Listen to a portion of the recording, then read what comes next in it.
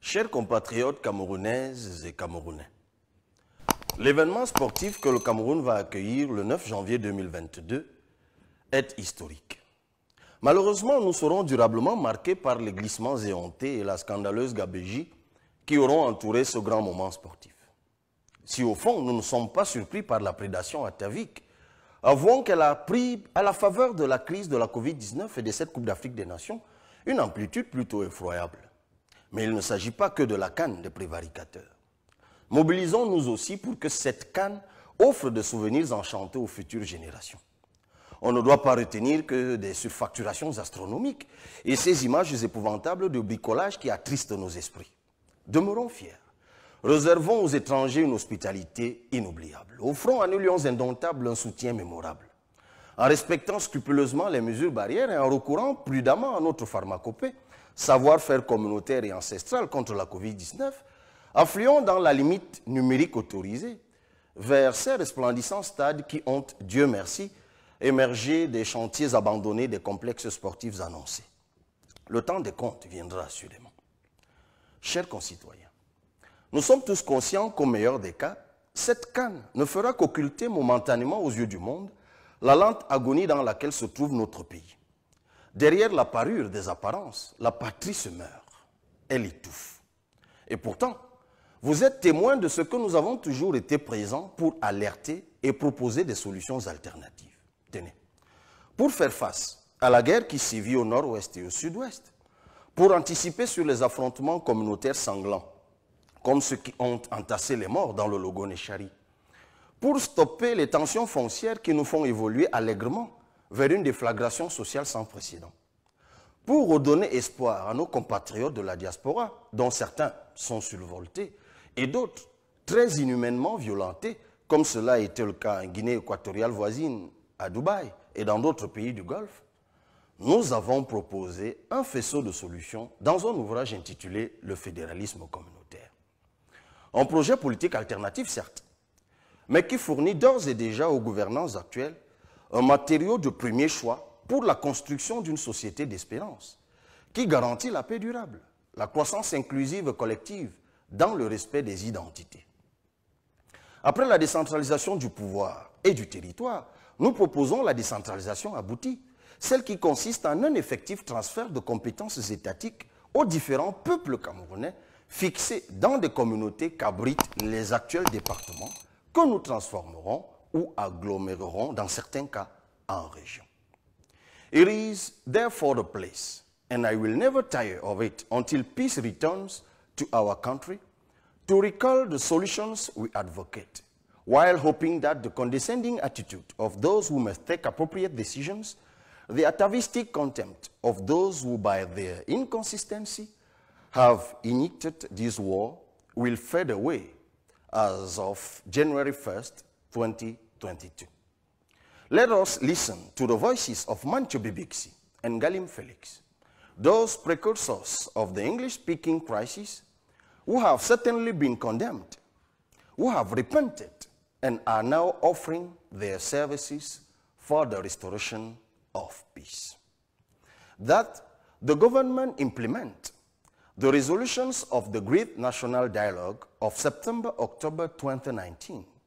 It was a historic moment whose undeniable resolutions cannot be questioned.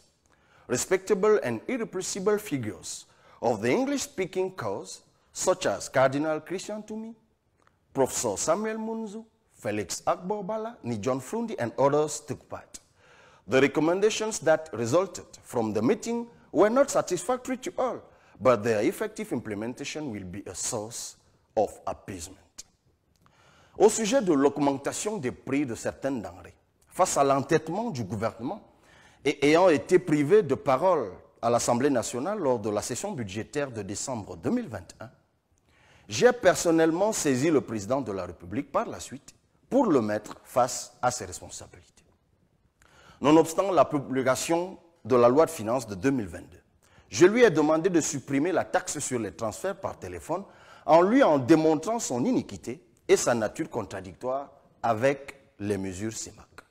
Je lui ai également demandé de soumettre au droit d'accise de 25% à l'importation certains produits alimentaires importés ou indispensables ou non indispensables, ainsi que divers accessoires non consomptibles, et que les recettes subséquentes soient affectées aux collectivités territoriales décentralisées pour le financement, la promotion des activités de développement de la production agricole et la transformation locale, afin qu'à terme, le Cameroun ne soit plus un preneur de prix, mais un faiseur de prix de ce que nous produisons effectivement. Même si nous connaissons le sort funeste qui est souvent réservé à certaines de nos propositions, je vous assure et rassure aujourd'hui encore avec fermeté que nous nous tiendrons toujours à vos côtés. Et nous assumerons toujours avec opiniâtreté notre part de responsabilité pour soulager la condition du Camerounais et construire une société où règne l'espérance. D'ailleurs, quelques faits de 2021 démontrent par eux-mêmes à suffisance notre détermination. Nous avons constitué et mis en activité 9 coopératives dans les domaines de l'agriculture, de l'élevage et de la pêche. Nous avons fait des donations de pirogues à moteur, là où les Camerounais s'exposaient à des naufrages. Nous soutenons depuis la rentrée scolaire de 2018, à travers des bourses d'excellence scolaire, les meilleurs élèves et les maîtres de parents du primaire, de façon rotative et pérenne. Nous avons mis en place des champs semenciers et des champs écoles. Nous avons accompagné et soutenu des centaines de jeunes dans la création de micro-projets en élevage et en agriculture.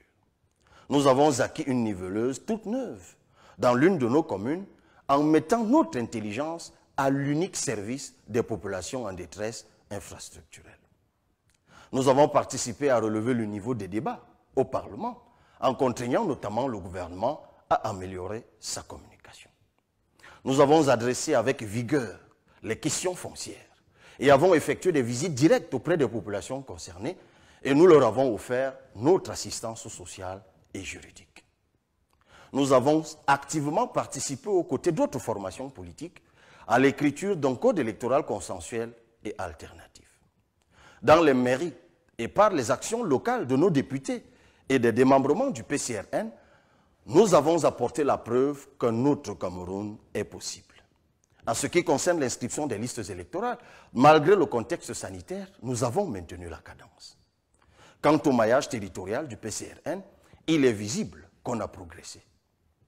Pour ce qui est de la formation politique du militant, nous avons fini l'année avec la mise en place de la direction de l'école des cadres.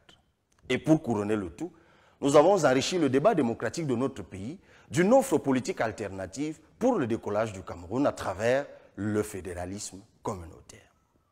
Je vous invite, chers compatriotes, à vous approprier cet ouvrage. Vous serez par vous-même convaincus de ce que nous formons une richesse sociologique et historique rare, qui prédestine notre pays à une prospérité supérieure à celle qu'affichent plusieurs autres pays que nous prenons habituellement en exemple. Mais à la double condition de l'extinction des braises guerrières sur lesquelles souffle le vent divisionniste et l'actionnement du levier principal qu'est la communauté, unité et sens de notre patrie sur laquelle doit s'opposer un état d'inspiration fédéraliste fruit d'un nouveau contrat social. Après votre lecture, soyez rassurés de trouver en l'auteur que je suis une oreille attentive aux observations et critiques afin que le désir d'avenir demeure une envolée commune. Chers compatriotes, comme vous pouvez le voir, nous avons fait monter la politique au Cameroun d'un cran. Désormais, place aux idées et aux actions qui en découlent. Nous jetons dans la confusion ceux qui nous ont prêté un destin politique météorique, car nous travaillons sans relâche et surtout avec panache pour mériter votre confiance. Car ce qui s'est fait dans notre pays ces 30 dernières années ne doit plus jamais arriver dans l'intérêt de nos enfants. La longévité, celle de la vie, est indiscutablement pour un humain une grâce divine. Oui, vieillir est une grâce. Et une vieille personne dans une communauté est une chance lorsqu'on sait en prendre soin. Toutefois, la longévité d'un homme au pouvoir, à la tête d'un État, peut dans certains cas devenir un facteur de grave ralentissement et même d'effondrement lorsqu'elle se conjugue à la longévité humaine. Il est rarement de bon aloi, en dehors des monarchies, que la longévité au pouvoir coïncide avec la longévité de l'homme qui est au pouvoir, surtout lorsque la Constitution fait de lui l'alpha et l'oméga de la décision politique.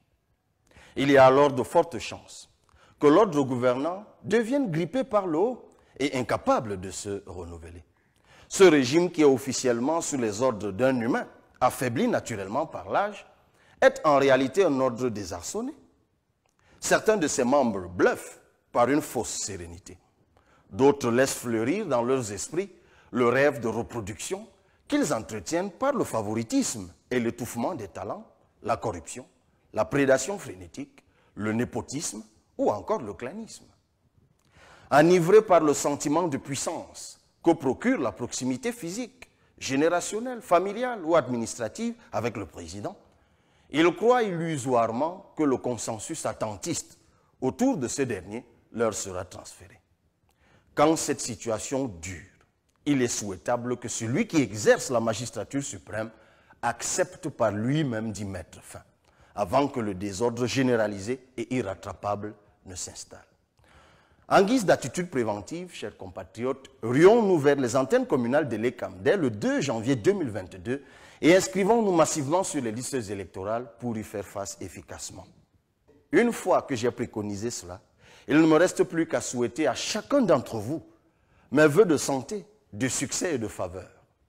Bonne année 2022 à tous et plus particulièrement aux soldats engagés sur plusieurs fronts. Vive notre patrie, le Cameroun. Que Dieu, dans son infinie bonté, bénisse notre patrie.